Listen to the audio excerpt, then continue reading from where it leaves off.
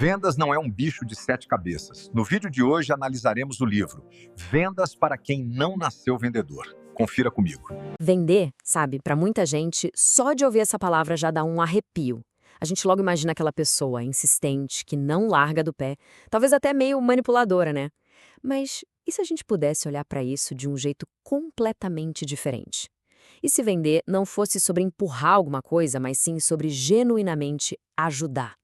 Nessa nossa conversa de hoje, a gente vai desmontar essa ideia antiga e descobrir uma forma de pensar que, olha, pode mudar tudo.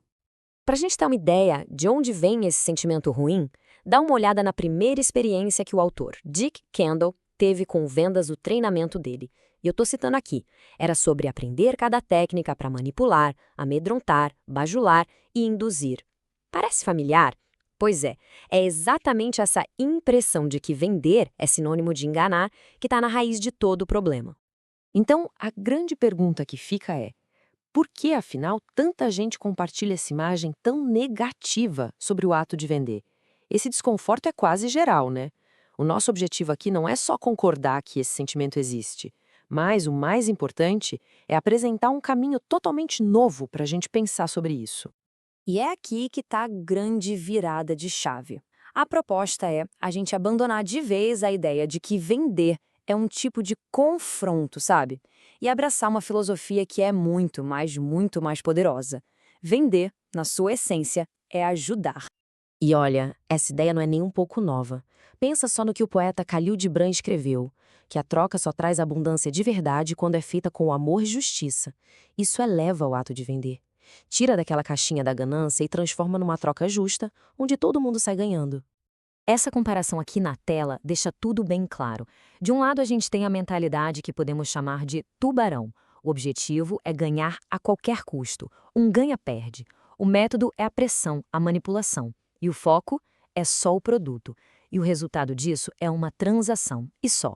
Agora, olha o outro lado, a mentalidade do ajudante. Aqui o objetivo é o ganha-ganha. O método é entender para resolver. O foco não é o produto, é o problema da pessoa. E o resultado? O resultado é um cliente leal. A diferença é gigantesca. Mas convenhamos, para ajudar de verdade, a gente precisa primeiro entender o que de fato motiva as pessoas, certo? Então agora a gente vai abrir o nosso kit de ferramentas da empatia para explorar o que move o ser humano. A base para a gente entender isso é a famosa pirâmide de Maslow. Pensa nela como se fosse uma escada. Lá embaixo, no primeiro degrau, estão as nossas necessidades mais básicas: comida, água, um teto. Subindo um pouco, vem a necessidade de segurança, de estabilidade. Depois, a gente busca amor, pertencimento, conexão. Mais para cima, vem a estima, o desejo de ser respeitado, reconhecido. E lá no topo, a autorrealização, que é a busca pelo nosso potencial máximo. Entender em qual degrau a outra pessoa está focada naquele momento é o segredo para saber o que ela realmente precisa e valoriza. Agora vamos para uma ferramenta mais prática ainda. A gente pode analisar o comportamento das pessoas usando duas réguas principais. A primeira é a assertividade. Basicamente, como é que a pessoa tenta influenciar os outros? Ela é do tipo mais impositiva, que chega falando, dando a direção? Ou ela é mais indagadora, que prefere perguntar, ouvir primeiro? A segunda régua é a responsividade. Essa mede o quanto a pessoa demonstra o que está sentindo. Ela é mais controlada, focada na tarefa, na lógica e guarda as emoções para si? Ou é mais aberta, mais expressiva e se conecta mais com as pessoas? E é quando a gente cruza essas duas réguas que a mágica acontece. Olha só, surgem 4 estilos de comportamento bem claros. Lá em cima à esquerda temos o executor, impositivo e controlado, focado em ação e resultado. Do outro lado, o expressivo, também impositivo, mas aberto, que adora um reconhecimento. Lá embaixo à esquerda, o analítico. Ele é indagador e controlado, movido a fatos, a dados. E por último, o amável, indagador e aberto, que valoriza demais os relacionamentos. A ideia aqui não é sair rotulando todo mundo, mas sim começar a perceber esses padrões para a gente se comunicar melhor. Ok, eu sei, é bastante teoria. Mas como é que essa filosofia toda funciona na prática, no dia a dia? A resposta, meus amigos, está numa habilidade que todo mundo acha que tem, mas que poucos realmente dominam: o poder de ouvir de verdade. Então, vamos imaginar a seguinte cena. Um cliente entra numa daquelas lojas de ferragens de bairro, sabe? Ele chega e fala que precisa de uma válvula nova para o vaso sanitário. Preço da peça, $12. Um vendedor no modo tubarão simplesmente pegaria a peça na prateleira e pronto. Mas o atendente dessa loja, um verdadeiro ajudante, fez uma coisa completamente diferente. Ele não ofereceu o produto. Ele fez uma pergunta simples, mas poderosa. Me conta, qual é o seu problema?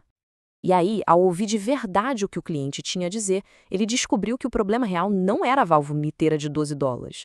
O problema era uma borrachinha, uma arruela minúscula que custava centavos e que tinha ressecado dentro da peça antiga. 10 centavos. Esse era o valor da solução de verdade para o problema do cliente.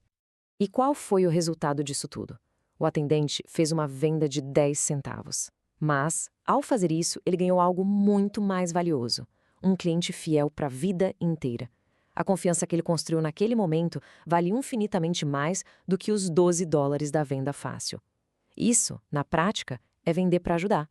E uma forma bem legal de colocar isso em prática é usar uma ferramenta chamada resumo do entendimento. É super simples. Depois de conversar com alguém, você envia um pequeno resumo da situação, dos objetivos, das preocupações daquela pessoa usando as palavras dela. Isso é a prova de que você realmente ouviu e entendeu. Constrói uma confiança absurda antes mesmo de você sugerir qualquer coisa. É a base para uma parceria de verdade. E para a gente fechar, eu quero contar uma história que, para mim, resume toda essa filosofia de um jeito que a gente nunca mais esquece. É a história da venda definitiva. A história de Raymond Wilkins. Bom, o Raymond Wilkins era um cara muito conhecido na cidade dele, diretor de banco, sabe, aquela pessoa que é a alma da festa, sempre vibrante, cheio de vida. Só que Raymond também enfrentava um desafio gigantesco. Por causa da esclerose múltipla, ele estava paralisado do pescoço para baixo. A única coisa que ele conseguia mover era a cabeça. E aqui está a lição final do Raymond.